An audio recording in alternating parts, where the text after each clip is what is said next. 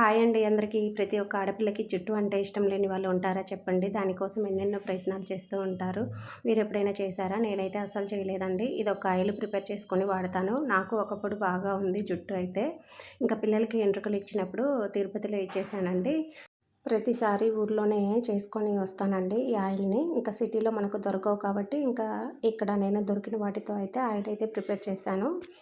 ఇంక ఇంట్లోనే కొంచెం క్వాంటిటీలో ఆయిల్ తీసుకొని ఇంకా లో ఫ్లేమ్‌లో పెట్టేసి ఆయిల్‌లోకి మెంతుల పొడి, కరివేపాకు, ఇంకా మందారం ఆకులు, మందారం పూలు వేసేసి ఇంకా లో ఫ్లేమ్‌లో బాగా ఉడికించుకోవాలి.